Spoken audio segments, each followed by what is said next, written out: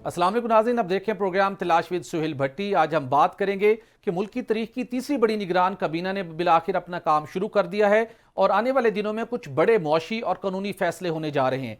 सवाल ये है कि क्या निगरान काबीना के अंदर साबिक काबीना के अरकान की शमूलियत से गैर जानेदारी का जो एक दिलासा आवाम को दिया जाता है, क्या ये हुकूमत वो दिलासा देने में कामयाब होगी? और उसके साथ हम बात करेंगे कि इलेक्शन कमीशन ऑफ पाकिस्तान ने तो वाजे कर दिया है कि इलेक्शन 90 रोज में होना मुमकिन नहीं, लेकिन पाकिस्तान पीपल्स पार्टी और साबिक वज़ीर-ए-आज़म शहबाज शरीफ का इसरार है कि इलेक्शन मुकर्रर वक्त पर ही होंगे। इसके साथ हम बात करेंगे कि पनामा की GIT के से मुतल्लिक जो एक वॉल्यूम 10 था, उससे ऊपर पहले भी बहुत से सवालात उठे, लेकिन अब दोबारा ब्रॉडशीट की दरखास्त के ऊपर वॉल्यूम 10 को पब्लिक करने के हवाले से 22 अगस्त को समाअत होने जा रही है।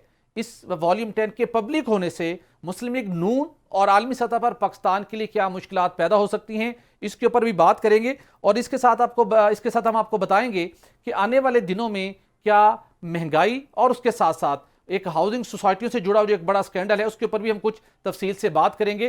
प्रोग्राम में हमें आज ज्वाइन कर रहे हैं अजमल वजीर, आप एक सियासतदान, और उसके साथ साथ हम बात करेंगे बैरिस्टर आमिर हसन साहब से भी, आपका ताल्लुक पाकिस्तान पीपल्स पार्टी से है। सर, आप दोनों का बहुत शुक्रिया। बैरिस्टर आमिर हसन साहब, आपसे जानना चाहूंगा, पहला सवाल निगरान काबीना से हम क्वेश्चन करते हुए आगे बढ़ूंगा।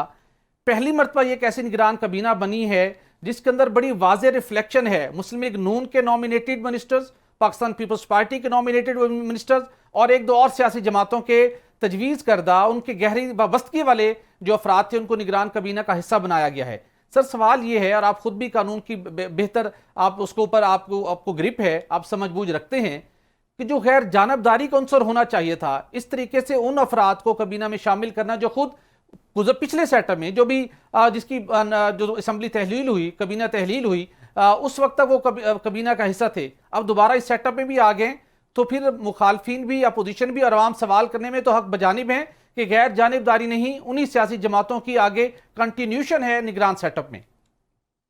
बहुत शुक्रिया भट्टी साहब, आप मीडिया वाले लोग भी बादशाह लोग हैं।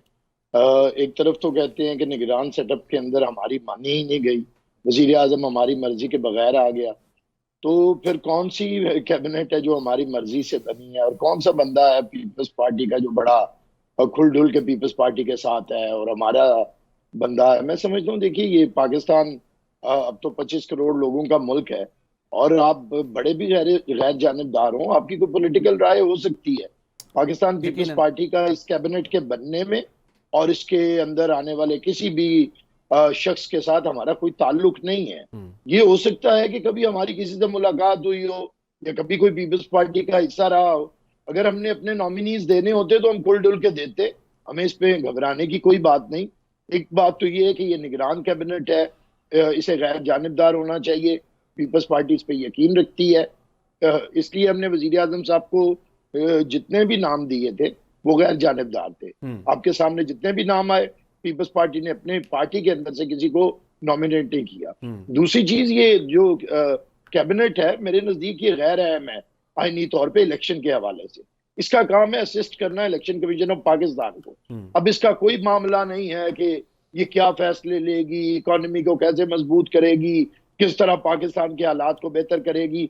ना तो इसका मैंडेट है, ना इसे करना चाहिए। 90 दिन के अंदर मुल्क को इलेक्शन के तरफ जाना चाहिए, और 10 नवंबर से पहले 7 नवंबर तक पाकिस्तान के अंदर जनरल इलेक्शन होने चाहिए, कौमी के भी। और अच्छा, मैं इसी पे आपसे क्वेश्चन करूंगा बाद में, वो तो होते हुए किसी सूरत दिखाई नहीं दे रहे, लेकिन मैं ये आपसे जानना चाहूंगा, अगर आपकी बात मान ली जाए कि जलील अब्बास जिलानी साहब के साथ भी आपकी कोई एफिलेशन नहीं है पीपल्स पार्टी की, मुर्जा सोलंकी साहब के साथ भी कोई एफिलेशन नहीं, तो वेल एंड गुड। लेकिन सवाल ये है, आहा चीमा साहब, डॉक्टर जहांजेब साहब, जवाद सुराब मलिक साहब, खलील जार साहब, सरफराज बुगटी साहब, ये ऐसे नाम हैं जो खुद पिछली काबीना में भी और मुख्तलिफ वार में काबीना का हिस्सा रहे हैं। तो पाकिस्तान पीपल्स पार्टी के पॉइंट ऑफ व्यू से मैं आपसे सवाल करना चाहूंगा कि आपने इलेक्शन कंटेस्ट करना है इंडिपेंडेंट पोजीशन के अंदर, आपके मुस्लिम लीग नून आपकी मुखालिफ जमात होगी, तो उनसे वाबस्ता इतने सारे लोग निगरान सेटअप में आ गए हैं, क्या पीपल्स पार्टी को कोई कंसर्न नहीं है कि ये लोग वहां बैठे खिदमात सर इंजाम दें और वो इलेक्शन जो फरवरी मार्च में होते हुए दिखाई दे रहे हैं, तो ये एक जमात के लिए एक प्लेटफॉर्म मुबैना तौर के ऊपर सेट कर सकते हैं, या आपको कोई कंसर्न नहीं है, या आपके ऊपर कोई थोड़ी बहुत आपको रिजर्वेशन है इस मामले पे? देखिए, ये ज्यादातर ब्यूरोक्रेट्स हैं और टेक्नोक्रेट्स हैं। हमें कोई एतराज नहीं। हमने तो भट्टी साहब अपने मुखालिफिन, जब जतोई साहब को निगरान वजीर आजम बना दिया गया था हमारे खिलाफ, वो लीडर ऑफ द ऑपोजिशन थे नेशनल असेंबली में, और वो निगरान वजीर आजम थे, हमने तब भी इलेक्शन लड़ा है। हमने मुशर्रफ के अंडर भी इलेक्शन लड़ा है, जिया के अंडर भी इलेक्शन लड़ा है। या के पाकिस्तान पीपल्स पार्टी को कोई खौफ नहीं है। कर लें, हम तो इससे मुश्किल तरीन, अभी तो मेरे ख्याल से उतने मुश्किल हालात नहीं हैं जिन मुश्किल हालात से हमने गुजर के हमेशा इलेक्शंस लड़े हैं। लेकिन बेहतर हो कि टेक्नोक्रेट्स हों। अगर कोई, आप जिनका नाम ले रहे हैं, आज चीमा साहब, वो टेक्नोक्रेट है, अगर उनकी एफिलिएशन पीएमएलएन के साथ है तो हमें तो इसमें कोई हमारी रिजर्वेशन क्या होगी। ये तो खुद वजीर आजम को देखना चाहिए और साबित भी करना चाहिए कि ये एक न्यूट्रल सेटअप है। लेकिन बहरहाल न्यूट्रलिटी भी किस हद तक होती है। बिल्कुल सही। चले देखेंगे कि जब इलेक्शन मुनक्किद होंगे क्या उसके बाद भी पाकिस्तान पीपल्स पार्टी की कोई रिजर्वेशन नहीं होगी, इसी तरह का इत्मीनान होगा। आपसे जानना चाहूंगा अजमल वजीर साहब, आप इस प्रैक्टिस को किस निगाह से देखते हैं? आप खुद भी माजी में कबीना का हिस्सा रहे हैं कि जब एक निगरान सेटअप बनना था तो उसके अंदर फिर एक इंप्रेशन ऐसा होना चाहिए था कि टेक्नोक्रेट भले मुख्तलिफ शोबों से आए, लेकिन ऐसे लोग तो कम अज कम नहीं होने चाहिए थे जो अभी जो कैबिनेट 9 अगस्त को ख़त्म हुई जो उसका हिस्सा थे, अब दोबारा निगरान कबीना का भी वो हिस्सा बन गए। और कुछ ऐसे ब्यूरोक्रेट्स भी हैं जिनकी एक मखसूस पार्टी के साथ बहुत गहरी एफिलेशन है, उनको भी सरकारी ओहदे से उठाकर दोबारा वजीर बना दिए गए। आप इस प्रैक्टिस को किस निगाह से देखते हैं? देखिए भट्टी साहब, अगर सच पूछे तो ये मेरे ख्याल में कि वो आप एक आइडियल उसकी बात कर रहे हैं, वो चीज़ें जो है ना पाकिस्तान जैसे मुल्क में मुमकिन नहीं है।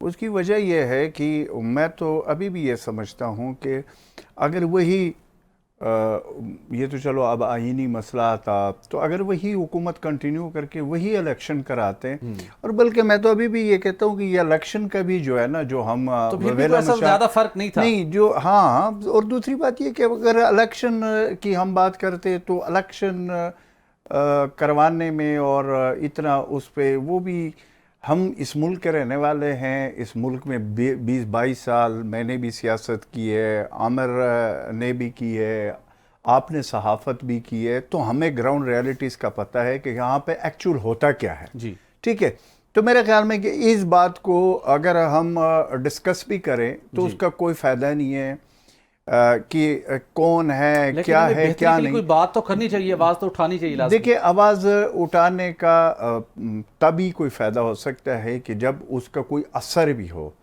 आवाज़ हम उठाएं न उठाएं, मेरे ख्याल में कि ये जो एक जो चीज़ है जो मैं कह सकता हूँ कि चले इस हद तक तो मैं मान लेता हूँ कि जो वज़ीर-ए-आज़म पाकिस्तान बने हैं काकड़ साहब, चाहे वो क्योंकि ज़ाती तौर पर जितना मैं उसको जानता हूँ, वो पहली दफ़ा मैंने ऐसा देखा है कि कोई एक बिल्कुल मिडल क्लास से भी अगर मैं कुछ वो कहूँ कि वो नीचे था, हमारे जैसे हमारे साथ उठने बैठने वाले हमारे दोस्त भाई थे, तो अच्छा है अगर वो मुल्क के वज़ीर आज़म बन गए, ताकि ये भी इस मुल्क में एक दफ़ा पहली दफ़ा हो रहा है। लेकिन इस तरह वैसे अमूमन होता नहीं है इस मुल्क में, लेकिन क्योंकि उसकी कबूलियत की भी वजूहात होती है कि आप काबिल कबूल भी हो, साथ सिर्फ क्वालिफिकेशन जो सीवी होती है ना जी, ये बड़ा मैटर करता है। उस सीवी में बहुत सारी चीज़ें होती है कि जिसमें आपके वो जो मार्क लगते हैं उसको देखा जाता है। तो सो ये मेरे ख्याल में कि मान लिया, ये इसको भट्टी साहब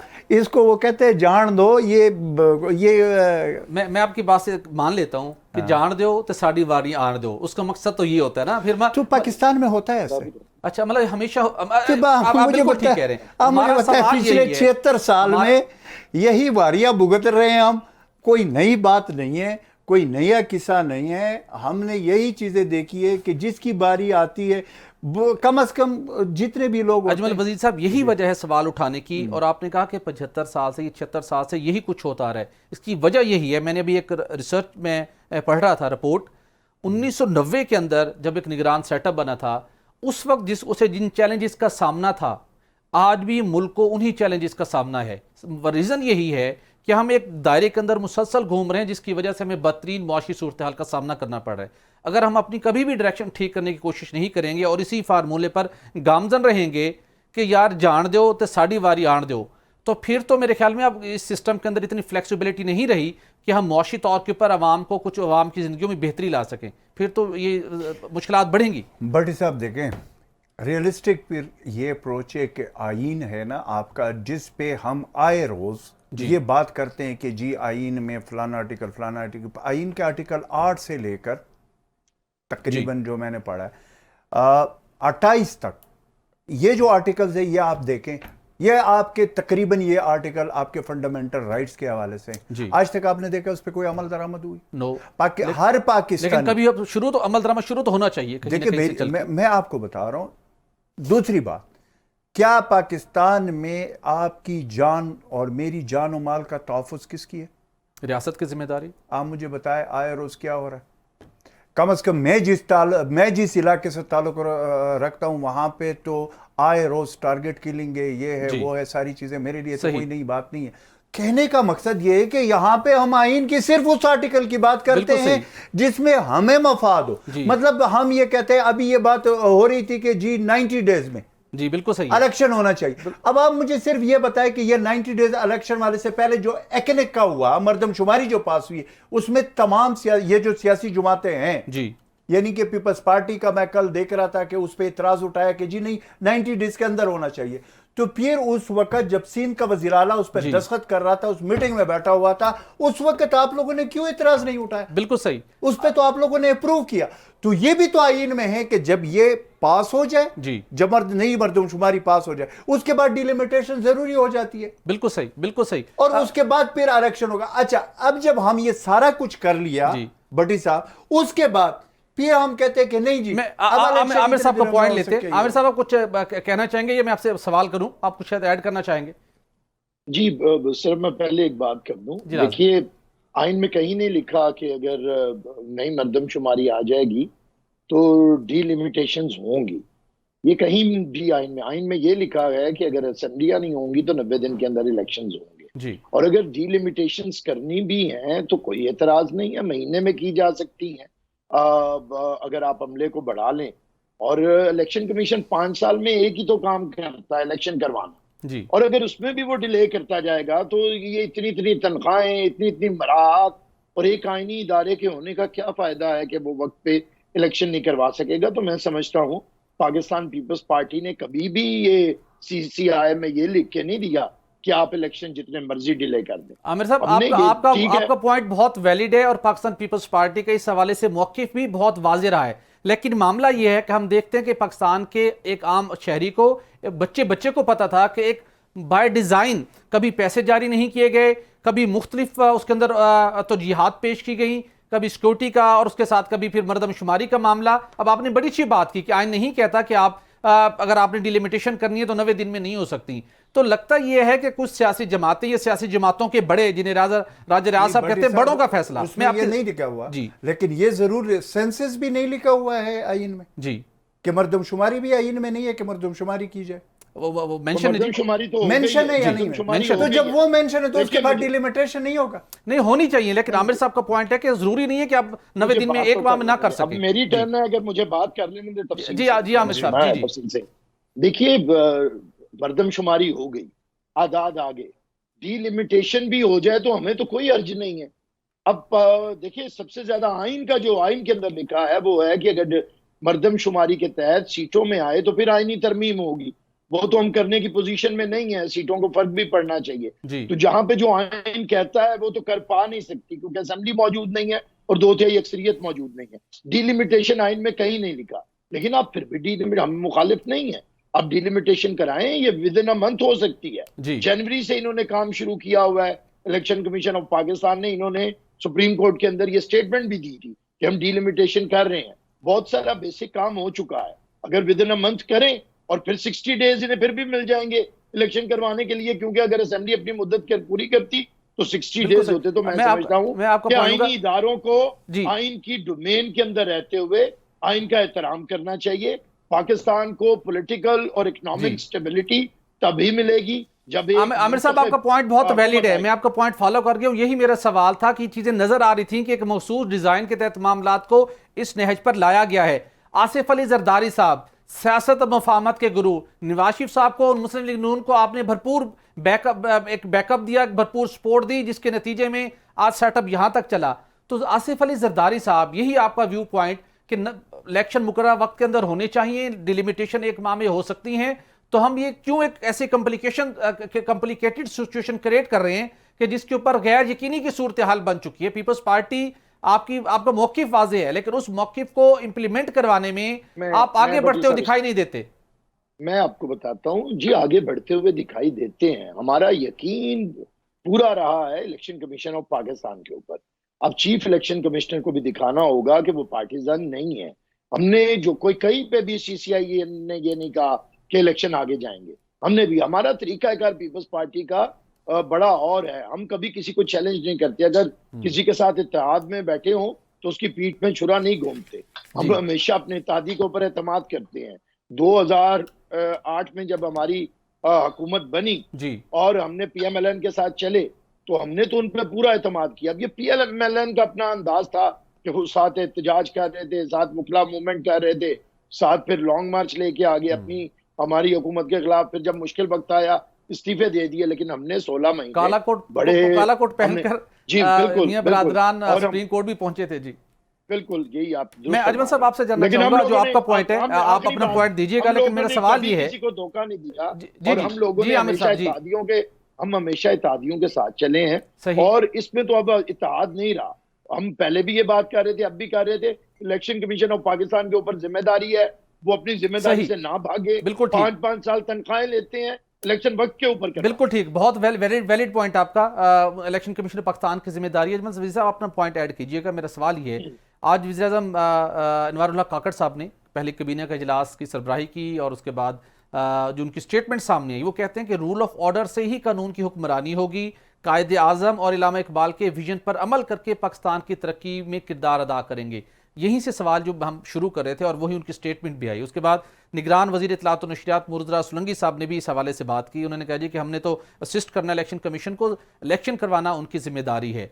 जब आप ये बात करते हैं कायदे आज़म इल्लामा इकबाल के विजन की, तो प्रैक्टिकली ऑन ग्राउंड उसकी रिफ्लेक्शन हमें क्यों नहीं दिखाई देती हमारे एक्शन से? बड़ी साहब, पहली तो ये बात है कि इलेक्शन कमीशन पे वो भी एतमाद करते हैं। आपने कहा मुर्तज़ा सुलंगी साहब जो इस वक्त की हुकूमत के वज़ीर इत्तलात है, वो भी करता है, और ये जो पिछला हुकूमत है, इन्होंने भी इख्तियारात ख़ुद कहा प्राइम मिनिस्टर, उस वक्त के प्राइम मिनिस्टर के, ये अब इलेक्शन कमीशन का काम। मैं वही बात कर रहा हूँ कि इलेक्शन कमीशन का कल एक स्टेटमेंट आया है।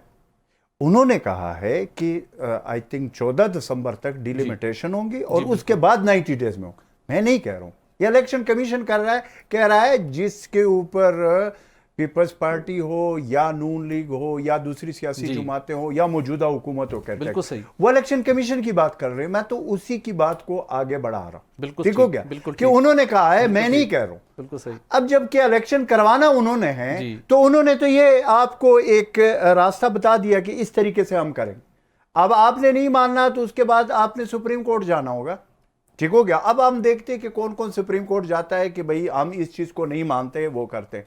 अगर एक तो ये बात, दूसरी बात आपने कहा कि जी भट्टी साहब की ये बातें बिल्कुल बड़ी अच्छी बात है जी। काकड़ साहब की बहुत अच्छी स्टेटमेंट है, बहुत जबरदस्त स्टेटमेंट। इंप्लीमेंटेशन कैसे होगी? अब देखिए, बात ये होती है कि पाकिस्तान में अल्लाह ताला पाक काकड़ को तौफीक दे कि इस पर अमल दरामद करें जी, आमीन। कौन सा वजीर आजम इस मुल्क में आया है कि जिसने ये बात नहीं की? मुझे एक बता दे। सब यही बात करते हैं। हमारा प्रॉब्लम ये होता है, अमल करने की कोशिश करते हैं तो घर को रुखसत हो जाता है। मेरी बात सुनिए, नहीं ऐसा भी नहीं है। मसला ये होता है कि हम जब इक़्तिदार की कुर्सी पर बैठ जाते हैं, उसके बाद की सूरत हाल जब सामने आ जाती है और फिर आगे हमें चलना होता है, हम वहाँ पे ये भूल जाते हैं कि भाई यहाँ पे अवाम की हम बात करते हैं, तो अवाम की इस वक्त ये सूरत हाल है कि आप सिर्फ ये देखें कि लाइनें लगी हुई है मुल्क छोड़ने के लिए अवाम की। क्यों? 2 वक्त के खाने का मसला है जी। महंगाई इंतहा पे पहुंच चुकी है। आप अपने इर्द गिर्द देख, बिल्कुल सही, लोगों की ये सूरत हाल है इस वक्त आई हुई है कि पेट्रोल की कीमतें और चीजें, अवाम को रिलीफ देना है। ठीक, अगर किसी ने भी रिलीफ अवाम को दे दिया, वही पाकिस्तान की अवाम उसके पीछे। बिल्कुल दुरुस्त कहा। यहाँ पे एक ब्रेक लेंगे, ब्रेक के बाद इसको डिस्कशन करेंगे। नाज़रीन, यकीनी तौर के ऊपर अवाम को रिलीफ चाहिए, और रिलीफ किसी भी सूरत कानून और आइन पर अमल दरामद किए बगैर मुश्किल हो सके, तो हमें अपनी डायरेक्शन ऐसी अडॉप्ट करनी होगी, ठीक करनी होगी कि रिलीफ को आवाम तक यकीनी बनाने के लिए कानून की पासदारी भी हो। नाज़रीन, यहाँ पर एक ब्रेक लेंगे और ब्रेक के बाद बात करेंगे कि क्या इलेक्शन का जो इलेक्शन कमीशन ऑफ पाकिस्तान है कि वाकई ही वो फरवरी और मार्च के दरमियान इलेक्शन करवाने में कामयाब हो पाएगा। Stay with us.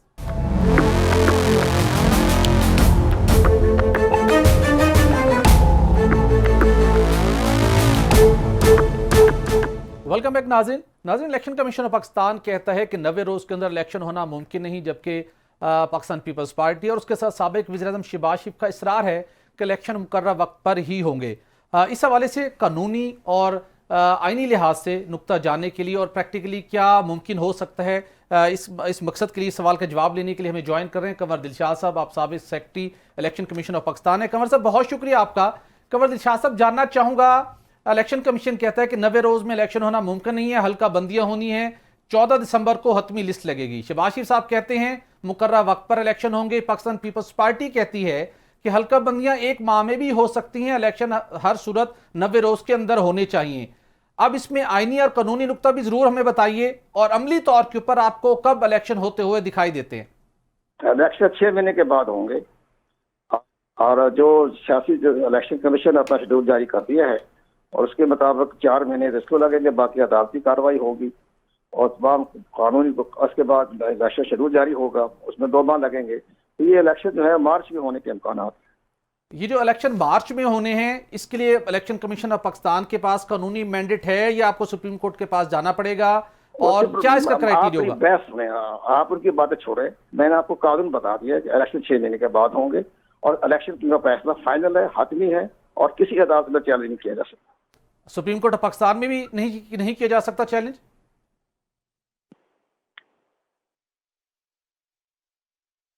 Kanwar Shah साहब, आप सुन सकते हैं? जी, कंवर शाह साहब की लाइन ड्रॉप हो गई, उनका एक पॉइंट आ गया।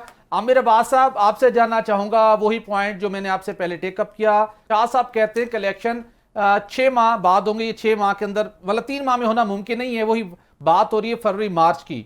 और आपका जो पॉइंट था कि 1 माह के अंदर भी हम हल्का बंदियां कर सकते हैं, और अब जो इसी पार्लियामेंट ने इलेक्शन कमीशन ऑफ पाकिस्तान को एम्पावर किया कि अब इलेक्शन की तारीख देना मुकम्मल तौर के ऊपर इलेक्शन कमीशन ऑफ पाकिस्तान का इख्तियार है, फिर तो पाकिस्तान पीपल्स पार्टी को तसल्ली के साथ, सब्र के साथ फरवरी एंड या मार्च के शुरू तक का इंतजार करना चाहिए। आइन के तहत मुतकाजी है और इसमें तमाम सियासी जमातें होंगी। अभी एक नोटिफिकेशन रात आया है कल इनका इलेक्शन कमीशन ऑफ पाकिस्तान का, उसके ऊपर हमने बात, उन्होंने 14 दिसंबर तक हल्का बंदियों का टाइम कहा है और उसके बाद इलेक्शंस की बात की है। हम उसे चैलेंज करेंगे, उस पर बात करेंगे उनके साथ। जहां तक सेक्रेटरी जो रहे हैं साबिक, उनकी बात है, वो आजकल पंजाब कैबिनेट में उनका हुकूमत में वो शामिल है, निगरान हुकूमत में, तो उनका तो दिल चाहेगा कि 2050 तक ना हो, ताकि इसी तरह हुकूमत रहे कायम। तो ख्वाहिश को कानून तो नहीं या आइन तो नहीं बनाया जा सकता। मैं बार बार ये बात कह रहा हूँ कि आइन में कहीं नहीं लिखा, इलेक्शन कमीशन को कहीं इख्तियार हासिल नहीं है। ये अगर उस बहाने में जाएंगे जो KPK और पंजाब असेंबली वाला इशू था, तो वो तो एक शरारत के साथ असेंबली तोड़ी गई थी और उस पर तो उसका फैसला भी नहीं आया था। अब तो आईनी तरीके से हर अमल हुआ है और मैं नहीं समझता कोई भी सियासी जमात जो इलेक्शन को डिले करने की हिमायत करेगी वो आइन के खिलाफ खड़ी होगी। हम आइन के मुतकाजी हैं, बार बार, हमारी कोई लड़ाई नहीं है, हमारी कोई मुखालिफत नहीं है। इलेक्शन में जाने से घबराना क्यों है?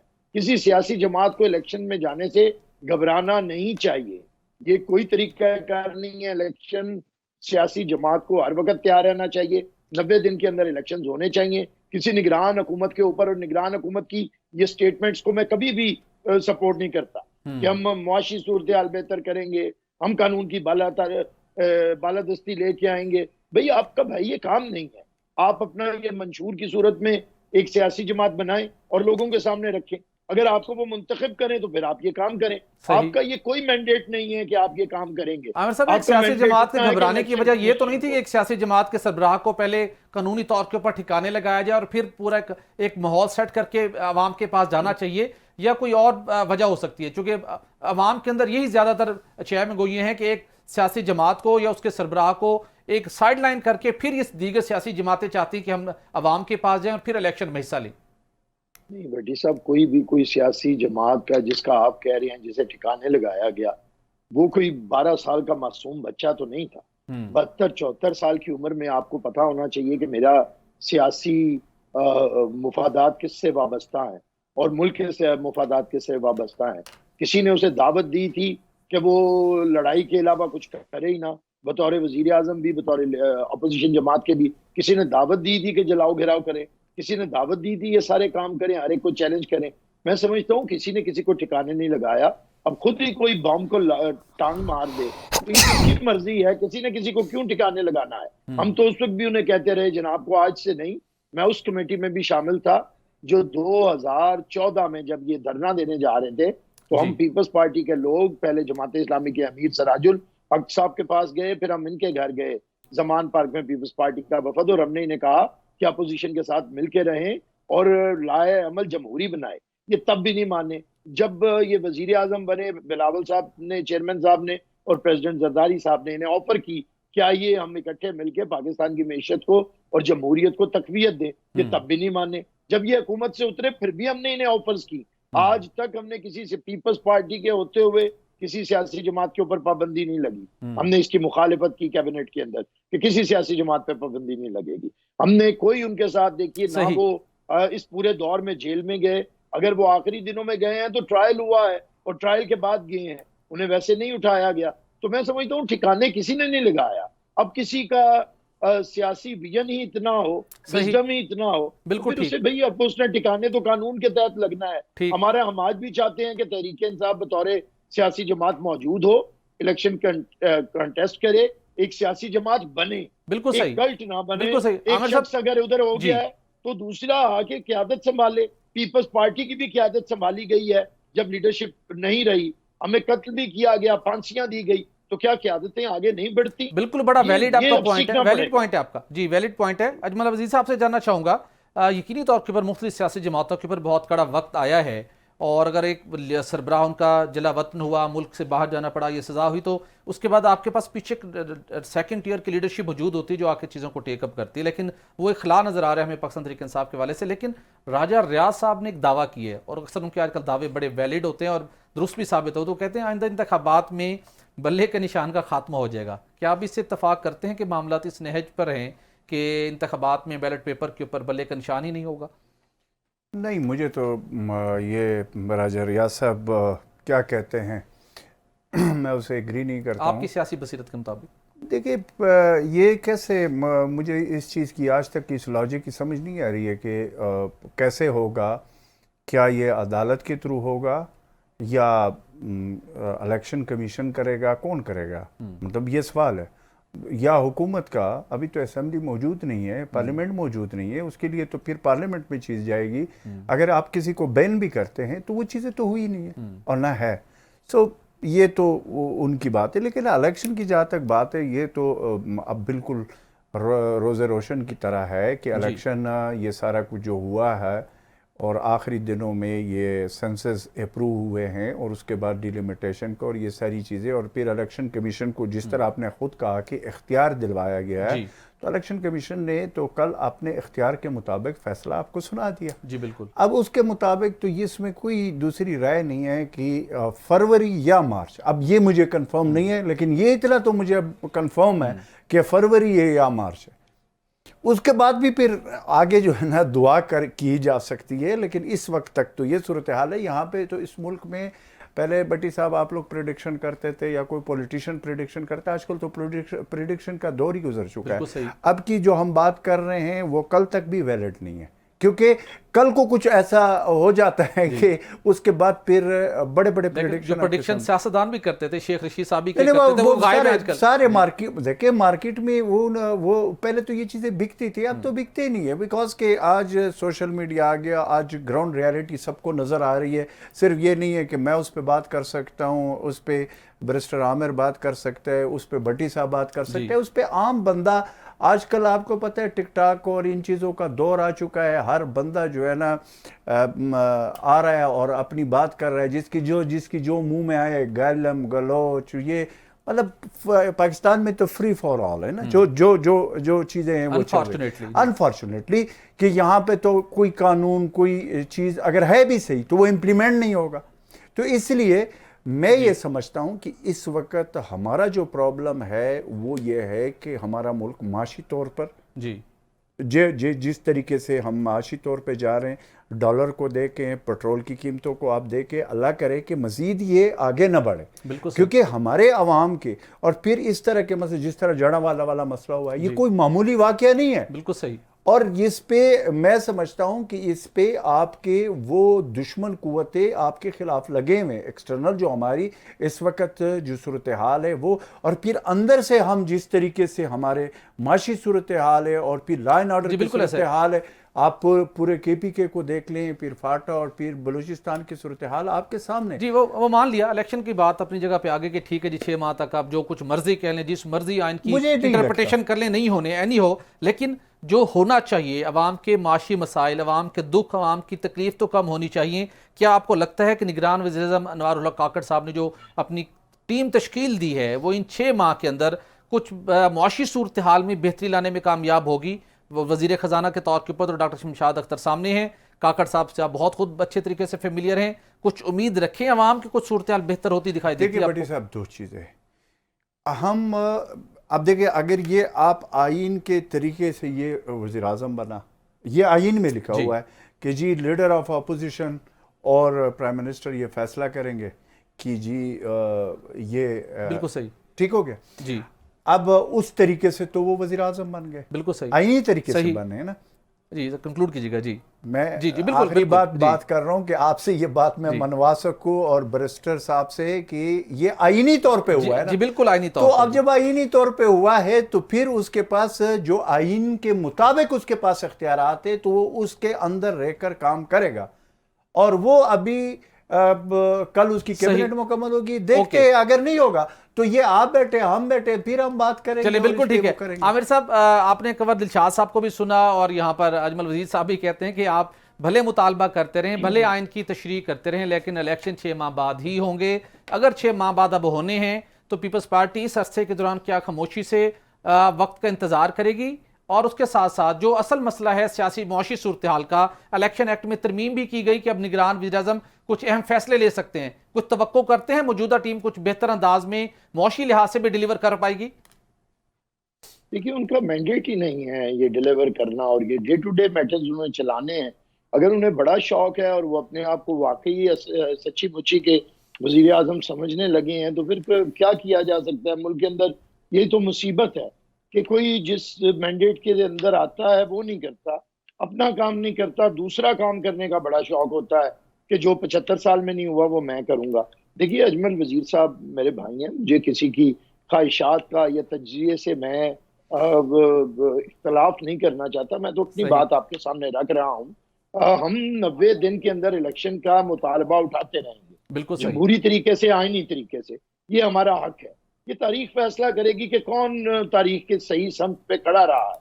अब ये काम इलेक्शन कमीशन ऑफ पाकिस्तान का है। हम कोई एहतजाज करने जा रहे हैं, हम पाकिस्तान को आइन देने वाली जमात है, हमसे ज्यादा ना आइन जानता है। हम ही ने 18वीं तरमीम दी है, हमारे पास ही वो जहन मौजूद हैं जिन्होंने इस मुल्क को, जिसे 25 साल तक आइन ने मिला था, आइन भी दिया, और जिसे 40 साल तक आइन को तबाह बर्बाद किया गया, उसे दोबारा रिवाइव किया। तो पीपल्स पार्टी से ज्यादा तो जानता नहीं कि आइन क्या है और किस तरह चलना चाहिए। तो इसलिए इलेक्शन कमीशन ऑफ पाकिस्तान को अपनी इज्जत बचानी चाहिए, वगरना तारीख में सारे जज हो जाते हैं। ये निगरान हुकूमत भी जज हो जाएगी। बड़ा मेराज खालिद साहब को लाया गया था, बड़ी बड़ी बातें हुई थी। इरशाद अहमद हक्कानी साहब एक पाई के सहाफी थे, उन्हें वजीर इत्तलात बना दिया गया था। बाद में वो शर्मिंदा रहे अपनी इस पोस्ट के ऊपर, और बहुत से लोग शर्मिंदा होते रहे। तो ये तारीख आपको मौका देती है कि आपने अपना नाम सुनहरी रूप में लिखवाना है या अपने करतूतों से इन्हें स्याह करके जाना है।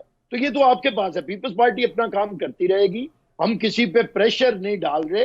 हम आइन की बात कर रहे हैं कि खुदारा 90 दिन के अंदर इलेक्शंस करवाएं। ये हमारा जमहूरी और आइनी हक है, ये आपका जमहूरी और आइनी फर्ज है। इसके ऊपर चलें। इस पर अजमल वजीर साहब भी अभी एक पॉलिटिकल नई पार्टी के मेंबर हैं, इन्हें भी चाहिए कि जमहूरी बात करें। अभी वो तैयारी कर रहे हैं। बिल्कुल नहीं, एक बात बैरिस्टर साहब जी प्लीज यार, देखिए, मैं इस वक्त किसी सियासी जुमात का हिस्सा नहीं हूँ, ठीक है, ये आपको मैं क्लियर कर दूं। पता नहीं आपने गलत खबर सुनी होगी, मैं अभी तक किसी सियासी जुमात का अभी सोच विचार वो जारी नहीं। है जी, जी, मुझे उस दिन बताया गया था कि आप इस्लामाबाद आए थे, अनफॉर्चुनेटली हमारे कुछ दोस्तों ने मुझे बताया, लेकिन आपसे मुलाकात नहीं हुई। तो मैं आपको क्लियर कर रहा हूँ कि मुझे नहीं, मैं किसी बिल्कुल सियासी सही, जुमात में नहीं बिल्कुल गया सही। हूँ।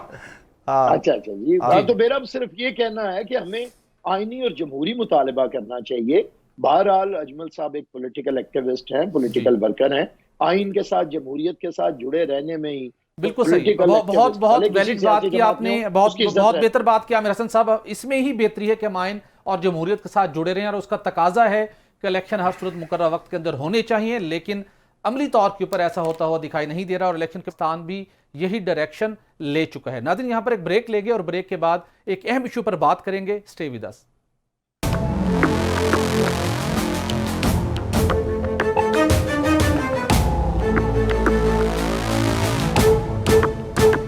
वेलकम बैक नाजरीन। आज सुप्रीम कोर्ट में हाउसिंग सोसाइटियों के फॉरेंसिक ऑडिट केस की समाअत चीफ जस्टिस की सरबराही में 3 रुकनी बेंच ने की। केस की समाअत के दौरान चीफ जस्टिस ने रिमार्क्स दिए कि हमने FIA की रिपोर्ट का जायजा लिया है और रिपोर्ट के मुताबिक 175 अरब रुपए का नुकसान हुआ। रिपोर्ट में एक मजमूई तखमीना दिया गया, मगर कोऑपरेटिव हाउसिंग सोसाइटियों से वजाहत तलब नहीं की गई। दौरान समाअत जस्टिस अतर मिनहला ने रिमार्क्स दिए कि FIA कैसे प्राइवेट बिजनेस में अपना नाम इस्तेमाल कर सकता है, क्या यह मफादात का टकराव नहीं है। जस्टिस अतर मिनहला ने कहा कि FIA पर जमीनों पर कब्जे के संगीन इल्जामात हैं और IBB बज़ाहिर जमीनों पर कब्जों में मुलविस है। इन इदारों का काम अवाम की खिदमत करना है, हाउसिंग सोसाइटी चलाना नहीं है। चीफ जस्टिस ने रिमार्क्स दिए कि अगर IB की हाउसिंग सोसाइटी होगी तो इसके साथ कौन मुकाबला करेगा। इसके साथ यह भी कहा गया कि सरकारी इदारों की हाउसिंग सोसाइटियों का मामला अदालत के सामने नहीं है, इसलिए इस मामले पर अलग से अज खुद नोटिस हो सकता है। देखते हैं अज खुद नोटिस लेना है या नहीं। चीफ जस्टिस ने FIA को फॉरेंसिक ऑडिट रिपोर्ट्स की रोशनी में सोसाइटी के खिलाफ, जो कोऑपरेटिव हाउसिंग सोसाइटीज हैं, उनके खिलाफ फौजदारी मुकदमात के इंदराज से रोक दिया है। चीफ जस्टिस ने मार्क्स दिए कि मैं ये बेहतर होगा कि हमारे सामने कोई दरखास्त आ जाए, हम अज खुद नोटिस लेने में मोहतात हैं, क्योंकि अज खुद नोटिस लेने का मकसद अवामी मफाद का तहफ़्फ़ुज़ है। इसके बाद सुप्रीम कोर्ट ऑफ पाकिस्तान ने केस की मजीद समाअत गैर मुअय्यना मुद्दत के लिए मुलतवी कर दी। नकवी साहब, आपसे जानना चाहूँगा कि FIA बहुत मुतहर्रिक हुई, बहुत से मुकदमात का इंदराज हुआ, लेकिन हम देखते हैं कि ऐसे इदारे, ऐसे कंपनियां जो इलीगल सोसाइटीज़ बनाती हैं, NOC नहीं है, एक जगह बंद की, दूसरी जगह जाकर दोबारा काम शुरू कर लिया, लेकिन वो कोऑपरेटिव हाउसिंग सोसाइटी जो लेजिटिमेट तरीके से काम कर रही थी, उन्हें मुकदमात का सामना क्यों करना पड़ा? इसका बैकग्राउंड सर क्या है? देखें, thank you very much. Actually 2017 में एक केस था Mohammad Khalid versus National Accountability Bureau. उसकी हियरिंग के दौरान सुप्रीम कोर्ट ने ऑर्डर किया कि फेडरल और प्रोविंशियल एंटी करप्शन अथॉरिटीज जो हैं वो फॉरेंसिक ऑडिट करें अकाउंट्स का, कोऑपरेटिव सोसाइटीज का, जो इन्वॉल्व है एम्बेजलमेंट के स्कैम्स में और मिसअप्रोप्रिएशन ऑफ पब्लिक मनीज में। सुप्रीम कोर्ट ने फिर उसके बाद सुओ मोटो नोटिस भी लिया केस में, जो 6/2017 था, जिसका पर्पस ये था कि उन सोसाइटीज को देखा जाए जो कि लोगों के पैसे खाने में या एम्बेजलमेंट में इन्वॉल्व है। अब उस फॉरेंसिक ऑडिट की सामने रखते हुए इन्होंने सारी की सारी सोसाइटियां जो कि लीगल काम कर रही थी, जिनकी कोई कंप्लेंट्स नहीं थी कहीं पे भी, उधर भी जाके अपने इंटरफेरेंस करनी शुरू कर दी, जिस पर बड़ी दफा सुप्रीम कोर्ट में कहा गया कि ये अपने राइट्स को, अपनी जो ऑब्लिगेशंस है और जो डायरेक्शंस है, उनको जो है वो एक्सेस कर रहे हैं और इसकी वजह से हरासमेंट फैला रहे हैं जी। अब FIA ने फिर क्या किया कि रिपोर्ट सबमिट कराने के बजाय FIR देनी शुरू कर दी मुख्तलिफ लोगों की, और ये बावर कराने की कोशिश की कि हमें FIR दर्ज कराने का हुक्म जो है वो सुप्रीम कोर्ट ऑफ पाकिस्तान ने दिया जी। हमने वहां पे भी इतराज किया कि किसी भी ऑर्डर के अंदर सुप्रीम कोर्ट का ये ऑर्डर नहीं है जिसकी बुनियाद पर किसी भी सोसाइटी के खिलाफ, जो कि खास तौर पर लीगली रजिस्टर्ड है कोऑपरेटिव सोसाइटीज के तौर पर, उनके मामलात में मुदाखलत की जाए। उस बिना पे FIR दर्ज हो गई, लेकिन इन्होंने यहाँ पे कंप्लीट रिपोर्ट सबमिट नहीं की और ये बावर कराते रहे कि जी ये तो बहुत बड़ा स्कैम है जी, 150 बिलियन रुपीस का जो है वो है। तो आज जो हियरिंग थी उसमें बड़ी इंटरेस्टिंग बात हुई सबसे पहले जी कि अतर मिनला, माय लॉर्ड अतर मिनला ने, जस्टिस अतर मिनला ने जी ये कहा पहले कि एफआईए किस तरह इन्वेस्टिगेशन और इंक्वायरी कर सकती है जबकि उसका कॉन्फ्लिक्ट ऑफ इंटरेस्ट है। वो खुद नकवी भी साहब, एक मैं भी सोसाइटी यही चला जानना रही है। चाहूंगा कि आज की रिपोर्ट में बताया गया, रिपोर्ट में आज की समाअत के दौरान कि 175 रुपए का नुकसान हुआ है, ये क्या माजरा है? नहीं। और एफआईए का कॉन्फ्लिक्ट ऑफ इंटरेस्ट की भी बात हुई वहां पर, तो ये क्या एफआईए भी प्राइवेट बिजनेस करती है हाउसिंग सेक्टर के अंदर? देखिए ना, एफआईए की भी इस बात पे डिनाइल नहीं हुआ कि उसकी कोऑपरेटिव सोसाइटीज नहीं है। और इंटरेस्टिंग बात आपको बताऊं कि जो इंक्वायरी ऑफिसर हैं उनके मुतालिक मालूम हुआ है कि वो सेक्रेटरी रहे एफआईए की कोई कोऑपरेटिव हाउसिंग सोसाइटी है। तो वो जो 175 बिलियन की जब बात की तो ऑनरेबल चीफ जस्टिस ने कहा कि भाई आपने कोई किस तरह आपने असेस किया, कोई डिटेल है किस तरह ये पैसे की एम्बेजलमेंट है? आपने उन सोसाइटीज को कन्फ्रंट किया इस बात पे? मतलब रिपोर्ट में लिख दिया कि 175 अरब का नुकसान हुआ है, लेकिन उसका कोई उसका सॉलिड एविडेंस कोई नहीं किसी है। किस्म की डिटेल्स नहीं बताई कि किस तरह नुकसान हुआ है। बिल्कुल सही। और इसके साथ ये बताइएगा कि एफआईए के मफादात का टकराव का क्या मामला है इस केस के अंदर? देखना, वो ये कहते हैं कि आप और बहुत सारे डिपार्टमेंट जो ऑफिशियल डिपार्टमेंट्स हैं उन सब की कोऑपरेटिव हाउसिंग सोसाइटीज हैं जी, आप कैसे इंक्वायरी कर सकते हैं? पहले आपने एफआईए की है इंक्वायरी, उनका ऑडिट किया है आपने? तो क्या उसका जिसका ऑडिट हुआ है जवाब उनके पास क्या कोई नहीं एफआईए था। की दूसरे कोऑपरेटिव जज हाउसिंग ने सोसाइटी कहा- का क्या ऑडिट हुआ है नकवी साहब? जी, और उसमें एफआईए की ऑडिट का तो कोई वहां पे उन्होंने बात नहीं की अच्छा, कि एफआईए की हाउसिंग सोसाइटी का भी जो है ऑडिट हुआ है। सही। अच्छा हमें सर ये जरूर बताइएगा, जैसे तरमिनल्ला ने कहा, जो हमारे पास इस रिपोर्ट पहुंची कि एफआईए जमीनों पर कब्जे के एफआईए पर जमीनों पर कब्जे के संगीन इल्जामात हैं और आईबी भी बज़ाहिर जमीनों पर कब्जों में मुलविस है। इन इदारों को काम अवाम की खिदमत करना है, हाउसिंग सोसाइटी चलाना नहीं। उन्होंने ये क्यों कहना पड़ा तरमिनल्ला साहब ड्यूरिंग को? प्रोसीडिंग्स जी कि अगर आप खुद ही जमीनों के कब्जे और मामलात में जिस तरह आप कह रहे हैं कि जी सोसाइटियां जो हैं वो एम्बेजलमेंट, मिसअप्रोप्रिएशन और कब्जों में मुलविस हैं, तो फिर एफआईए भी है। और आईबी का ये काम तो नहीं है कि वो सोसाइटी रन करे। अगर आईबी खुद सोसाइटी एक रन कर रही है तो फिर इसका जो कैसे मामलात आगे चल सकेंगे? तो उस पर उनके पास कोई जवाब नहीं था। डिप्टी अटॉर्नी जनरल साहब ने कोई ऐसी बात उस पर नहीं कर सके, जिस पर उन्होंने कहा कि आप डिटेल रिपोर्ट प्रॉपर्ली दें और सब लोगों को जो है जितनी भी सोसाइटी जिनका आपने ऑडिट किया उनको मौका दें उनको रिवर्ट करने का उसके। और फिर जो क्रिमिनल मैंने ये, क्योंकि मेरा ग्रीवेंस ये था कि हमारे खिलाफ एफआईआर दर्ज कर दी है जिसमें लिखा गया है कि सुप्रीम कोर्ट के ऑर्डर से, तो सुप्रीम कोर्ट ने तो कोई ऑर्डर ऐसा पास नहीं किया कि लोगों के खिलाफ एफआईआर दें। इन्होंने तो सिर्फ रिपोर्ट मांगी थी, जो कि अभी रिपोर्ट्स दी नहीं है, उसके बावजूद इन्होंने एफआईआर बेशुमार कर दी।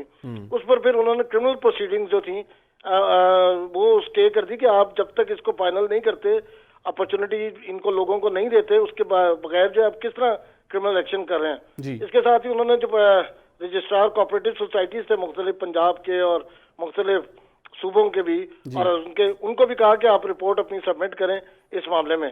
तो अभी डिटेल ऑर्डर आना है जिससे मजीद और बात क्लियर होगी कि वो है, लेकिन कोर्ट में जो ऑर्डर अनाउंस किया वो इस हवाले से था। बिल्कुल सर। जुल्फिकार साहब ये जरूर बताइएगा कि जो कोऑपरेटिव हाउसिंग सोसाइटी से मुतल्लिक कानून है उसके मुताबिक डीसी चीफ कमिश्नर का भी बहुत रोल है, हर साल वहां पर ऑडिट भी होता है। तो एक ऑडिट के होते हुए जिसको बाज़ाब्ता तौर के ऊपर वहां पे उसको अप्रूवल होती है, कोई उसके अंदर अनॉमलीज हो, कोई इरेगुलरिटीज हो, तो उसके ऊपर एक्शन होता है। उस ऑडिट के होने के साथ एफआईए का फॉरेंसिक ऑडिट, क्या ये दोनों का फिर आपस में क्लैश नहीं होता? और अगर एक लेजिटिमेट तरीके से डीसी या चीफ कमिश्नर उसको परसू कर सकता है तो एफआईए की फिर जो रोल है उसको कैसे डिफाइन करना पड़ेगा? देखिए ना, बात ये जो आपकी बड़ी बात बिल्कुल सही है कि एक मैकेनिज्म है कोऑपरेटिव सोसाइटीज का under the cooperative societies act. उसके अंदर हर चीज के, यानी जो मेंबर्स हैं उनके इंटरेस्ट को भी लुक आफ्टर किया जाता है, जो मैनेजमेंट कमेटी है उस पर भी चेक मौजूद होता है, और रजिस्ट्रार कोऑपरेटिव या सर्कल रजिस्ट्रार कोऑपरेटिव जो है वो गाय बगाए ऑडिट करते रहते हैं, और कंप्लेंट आए तो वो कॉग्निजेंस लेते हैं और लोगों के ग्रीवेंसेस को एड्रेस करते हैं। ये एक पैरेलल सिस्टम चल पड़ा इस बात का, फॉरेंसिक का। लेकिन क्योंकि सुप्रीम कोर्ट ने ऑर्डर किया था तो इन्होंने फॉरेंसिक ऑडिट शुरू कर दिया, लेकिन फॉरेंसिक ऑडिट की रिपोर्ट सबमिट करनी थी, ना कि वो क्रिमिनल एक्शन की कोई पावर दे दी हो उन्हें या जुरिसडिक्शन दे दी हो। अब उस पावर को, उस डायरेक्शन को मिस यूज करते हुए जो है वो लोगों के खिलाफ एफआईआर दर्ज कर रहे। जबकि अभी रिपोर्ट आनी है प्रॉपरली, सुप्रीम कोर्ट ने सेटिस्फाई होना है। बिल्कुल सही। जुल्फिकार साहब, चलिए आज चीफ जस्टिस ने अब इस हवाले से तो एफआईए को मना कर दिया कि आप कोई फौजदारी मुकदमे का इंदराज नहीं करेंगे, और इवन चीफ जस्टिस को यह भी कहना पड़ा कि जो सरकारी इदारों के मामलात हैं हाउसिंग सोसाइटीज के हवाले से अवामी मफाद का मामला है, शायद हमें खुद नोटिस ना लेना पड़ जाए। मैं अजमल वजीर आपसे जानना चाहूंगा, आपने ये मामला सुना, एफआईए खुद इंक्वायरी भी करती है, एफआईए खुद हाउसिंग कोऑपरेटिव हाउसिंग सोसाइटी में भी है, वहां पर मैं अजमल वजीर साहब को इसमें क्वेश्चन करना चाहूंगा। जुल्फिकार साहब, तो हम आसपास लोगों की बहुत सी शिकायत हैं, बहुत सी ऐसी सोसाइटीज़ हैं जहाँ पे लोगों की उम्र भर की जमा पूंजी गई और आज तक उनको प्लॉट नहीं मिला, जहाँ पे लेजिटिमेट तरीके से एक सरकारी एक अम्ब्रेला के अंदर जो इदारे काम करते हैं, वहाँ पर हम उनको अनड्यू उनको प्रेशराइज करते हैं, उन्हें तंग करते हैं, लेकिन जहाँ पर फ्रॉड हुआ है, बड़ा बिल्कुल खुला फ्रॉड हुआ है, लोगों को आज तक कुछ मिल नहीं सका, वहाँ पर हमारे इदारे खामोश क्यों होते हैं? भट्टी साहब, इंटरेस्टिंग है ये बात कि आपने इस पे बात कर रहे हैं। देखिए, इसमें 2-3 कैटेगरीज जो मैंने असेस किया है, 3 कैटेगरीज है। एक तो वो है कि जो बहुत बड़े नाम है जी, जो कि मेरे ख्याल में कि आजकल तो टीवी पे उनके नाम लिए भी नहीं जा सकते, और आप किसी का भी नाम ले सकते हैं लेकिन उन सोसाइटी मालिकान का नाम लेना बड़ा मुश्किल जी। तो कहने का मकसद ये है कि एक तो वो लोग हैं, वो तो अनटचेबल है, उनसे तो कोई पूछ भी नहीं सकता, और ये तमाम हुकूमतों में हमने देखा, और उनके डायरेक्ट ताल्लुकात वज़ीर आज़म से नीचे तो किसी से जिस हुकूमत का आप हिस्सा थे उस वक्त भी ऐसे उनके रिलेशन थे, इन्फ्लुएंस। तो आप मुझे बता दें, ये 190 बिलियन का जो मसला है, ये किसका है? सारे दुनिया को पता है, सारे पाकिस्तान को पता है कि उसमें बेसिकली तो एक प्रॉपर्टी टाइकून का है वो मसला।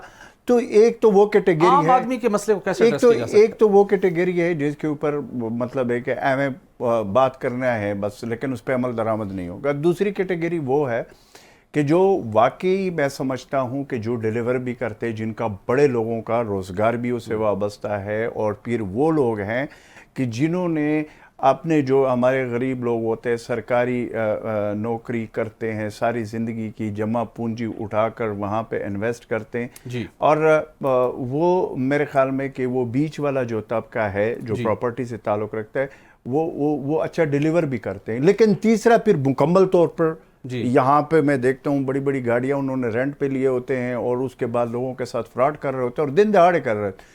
वो एफआईए को नजर नहीं आता, वो किसी और को नहीं नजर आता, और वो कर भी रहे होते, और साहब हमने उसको भी टच कोई नहीं। गवर्नमेंट ने आखिरी दिनों में जाते हुए कानून साजी की भरमार कर दी, क्या कुछ था जो कि उन्होंने कानून साजी नहीं की, लेकिन आम आदमी के उम्र भर की जमा पूंजी को बचाने के लिए कोई ऐसी सादा सी कानून साजी का तरीक़ेकार नहीं बन सकता कि जो लोग इस शोबे के अंदर कोई इन्वेस्टमेंट करें वो सिक्योर हों, और जो लेजिटिमेट तरीके से बिजनेस कर रहा है, सोसाइटी डेवलप कर रहा है, उसको कोई ब्लैकमेल ना कर सके? कोई इतना मुश्किल काम तो नहीं है ये। देखिए, अनफॉर्चुनेटली ये काम तो हुकूमतों का होता है, पार्लियामेंट का होता है, उनको ये कानून साजी भी करनी चाहिए और इन चीज़ों पे एक्शन भी लेना चाहिए। लेकिन अभी जो जिस तरीके से सैयद जुल्फ़िकार अब्बास साहब बता रहे हैं, ये तो सुप्रीम कोर्ट में ये बात हो रही थी जी, ये हुकूमती लेवल पे तो कहीं आपको डिस्कशन में नजर नहीं आ रही हो, और वो नहीं। हालांकि ये आपको भी पता है भट्टी साहब, मुझे भी पता है, सैयद जुल्फ़िकार अब्बास साहब को भी पता है कि ये आए रोज ये फ्रॉड होते हैं, और आए रोज ये सारी चीजें होती है। कोई पुलिस के लेवल पे डील कर रहा है, तो कोई एफआईए के लेवल पे डील कर रहा है। लेकिन ये मैं आपको इतना बता दूं कि वो जो ओरिजिनल, जो ये जिन्होंने इसको कारोबार बनाया हुआ है और जिन लोगों ने फ्रॉड किए हुए, उनके खिलाफ इस मुल्क में न पहले कुछ हुआ है, न मुझे अभी भी कुछ नजर आ रहा है। ये बड़ा एक अलमिया है। और जुल्फ़िकार अब्बास साहब, हम कब तक आप समझते हैं कि इसकी केस कंक्लूड हो जाएगा और कोई सुप्रीम कोर्ट की वाज़ेह डायरेक्शन आ सकेगी जिससे मुस्तकबिल के अंदर जो अनॉमलीज हैं वो भी खत्म हो, और जो सरकारी इदारे लेजिटिमेट तरीके से काम करने वाली सोसाइटीज़ को या उनके मैनेजमेंट को प्रेशराइज करते हैं, ब्लैकमेल करते हैं, उसका सिलसिला भी रोका जा सके? देखिए, अभी तो जो रिपोर्ट चीफ साहब ने उनसे कहा है मजीद देने की, उसमें जो बेसिक उनका पॉइंट था वो ये था कि अपॉर्चुनिटी सारों को जिनके खिलाफ आप कह रहे हैं कि ये लायबिलिटीज हैं, उनके मौक़िफ़ को जरूर सुने, और उसके बगैर जो है वो आप रिपोर्ट कैसे वो हो सकेगी पॉसिबल। दूसरी बात उन्होंने ये जो ऑब्जर्व किया वो ये कि चारों जो कोऑपरेटिव सोसाइटीज़ के प्रोविंस के जो रजिस्ट्रार्स थे उनसे भी रिपोर्ट्स मांगी हैं, तो maybe it will take a long. लेकिन एक छोटी सी बात आपको मैं करना चाहूँगा कि कोऑपरेटिव सोसाइटीज एक्ट का जो लॉ है वो इटसेल्फ सारी चीज़ें प्रोवाइड करता है सबके राइट्स को प्रोटेक्ट करने के लिए। बिल्कुल सही। जरूरत इम्प्लीमेंटेशन की है और इम्प्लीमेंटेशन प्रॉपर लीगल वे से थ्रू रजिस्ट्रार कोऑपरेटिव सोसाइटीज होनी चाहिए। बिल्कुल सही। होना ये चाहिए था कि उनको एक्टिवेट करते हैं और उनको कहते हैं कि आप अपनी ड्यूटी को प्रॉपरली फुलफिल करें ताकि लोगों के इंटरेस्ट को भी वॉच किया जा सके और सोसाइटीज को भी बिल्कुल सही। वो किसी जी जुल्फकार साहब, आपका बहुत शुक्रिया, आपने ज्वाइन किया और सुप्रीम कोर्ट में होने वाले एक अहम तरीन मआद से मुतल्लिक हमारे नाज़रीन को आगाह किया। नाज़रीन, जरूरत इस अमर की है जो कि हम तवक्को भी करें सुप्रीम कोर्ट ऑफ पाकिस्तान का जब इस मामले में फैसला आएगा, तो जरूरत इस अमर की है कि जो सोसाइटी भी हो, कोऑपरेटिव हाउसिंग सोसाइटी हो या कोई और प्राइवेट हाउसिंग सोसाइटी हो, अगर फ्रॉड में मुलविस है तो उसके खिलाफ जीरो टॉलरेंस का मुजाहरा होना चाहिए और आवाम की जमा पूंजी की उनसे वसूली होनी चाहिए। और जो सोसाइटीज़, जो कोऑपरेटिव हाउसिंग सोसाइटीज़ कानून के दायरे के मुताबिक काम कर रही हैं, फिर किसी इदारे को उन्हें ब्लैकमेल करने की भी कोई जुर्रत नहीं होनी चाहिए। Rule of law her Surat implement होना चाहिए। नाज़रीन, प्रोग्राम का वक्त खत्म हो जाता है, इजाज़त दीजिए, कल होगी दोबारा मुलाकात। अल्लाह हाफिज़।